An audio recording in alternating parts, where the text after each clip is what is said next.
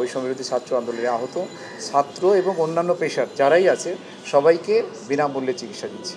বৈষম্যবিরোধী ছাত্র আন্দোলনের সাথে জড়িত যে আহত আপনারা জানেন প্রায় 2200 জনের মতো আমাদের এখানে চিকিৎসা নিয়েছেন। এর মধ্যে প্রায় 800 জন 786 জন আমরা ভর্তি করেছি।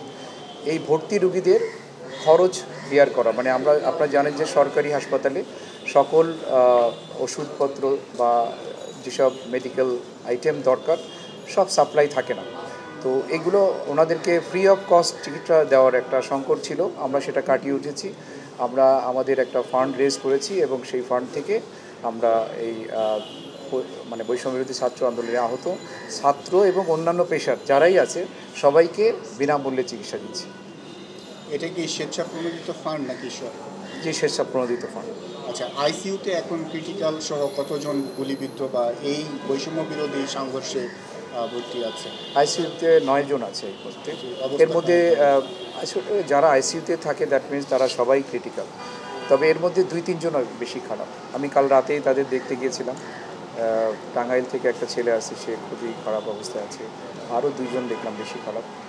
আপনাদের এখানে মৃতের সংখ্যা এই পর্যন্ত কত এই ঘটনা? 16 জন, 163 জন, মানে এর মধ্যে 76 জন ব্রড ডেড আর বাকিরা আমাদের এখানে মানে যারা এখানে এসে মারা গেছে।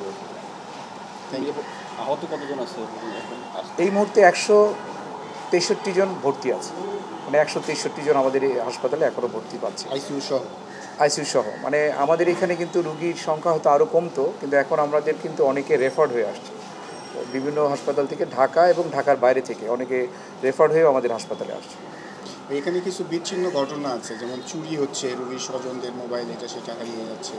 তো এদের জন্য আসলে আপনাদের কোনো মেসেজ থাকবে কি? আচ্ছা, আমি ওভারঅল বলি। আপনারা জানেন যে ঢাকা মেডিকেল কলেজ হাসপাতালে যে অথরাইজড বেড সংখ্যা তার ডাবল রুগী থাকে এবং সাথে অনেক অ্যাটেন্ডেন্ট থাকে। এই যে কনজেশনের কারণেই কিন্তু এইসব ঘটনাগুলো ঘটে। তো আমি গত বৃহস্পতিবার আমাদের স্বাস্থ্য উপদেষ্টা মহোদয়ের সাথে সাক্ষাৎ করেছিলাম।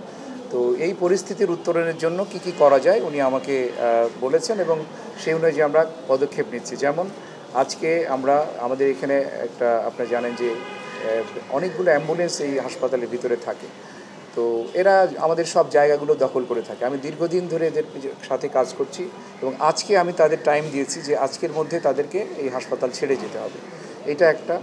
তারপরে আমাদের হাসপাতালে অনেক মেডিকেল রিপ্রেজেন্টেটিভ আসে যাদেরকে আমরা আসলে এখানে আসতে নিষেধ করি, তারপরেও তারা কিন্তু আসে। তো আমরা আজকে থেকে এটা একদম ফুল স্টপ করে দিয়েছি। আমরা আজকে থেকে কোনো রিপ্রেজেন্টেটিভ এখানে আসতে পারবে না। আমাদের আরেকটা বড় সংকট যেটার কারণে এই চুরি হয় বা অন্যান্য যে বিষয়গুলো আপনি বললেন, সেটা হলো যে অ্যাটেন্ডেন্ট। একজন রুগী, ধরেন আপনাদের 4000 রুগী ভর্তি থাকে, প্রত্যেকের সাথে 2 থেকে 3 জন কমপক্ষে অ্যাটেন্ডেন্ট থাকে। তাহলে 4000-এর সাথে আরও 9000, এই 13000 রুগী কিন্তু ভিতরে থাকে। এরপরে আউটডোরে আমাদের 5000 রুগী আমরা মানে প্রতিদিন আমরা রিসিভ করি, তার সাথেও অ্যাটেন্ডেন্ট থাকে এবং আমাদের কর্মচারীরও ধরুন 5000 আছে। প্রায় 30-35 হাজার মানুষ কিন্তু এই একটা বা দুইটা বিল্ডিংয়ের মধ্যে ঘোরাফেরা করে, যার ফলে এই কনজেশনের কারণে আমরা অনেক সময় এই যে চুরির মতো ঘটনা ঘটে বা অন্য যে ইস্যু আছে সেগুলো।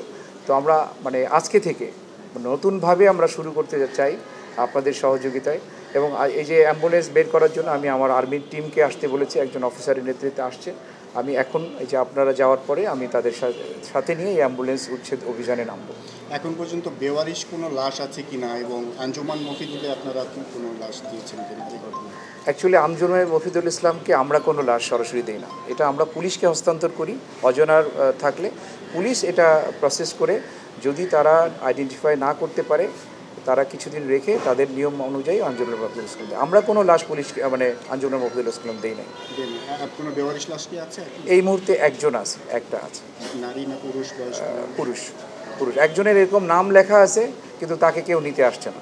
তো আমি এটা আমাদের ওই যে কোটা বিরোধী মানে সংস্কার বিরোধী ছাত্র আন্দোলনের নেতাদেরকে আমরা বলবো, তারা এটা যদি তার ঠিকানায় মানে গিয়ে যদি তাকে আনতে পারে। নাম কি জানেন? ইমরান নাম। এই নামে একজন তার অ্যাটেন্ডেন্ট, আনুমানিক বয়স 35। তো তার অ্যাটেন্ডেন্ট এসে একজন তাকে নিয়ে এসে রেখে দিয়ে গেছিলো এবং নাম ঠিকানা বলে গেছিলো, কিন্তু একটা মোবাইল নাম্বারও দিয়েছিল। পরে আর মোবাইল নাম্বারে তাকে পাওয়া যাচ্ছে না এবং কেউ নিতেও আসছে না।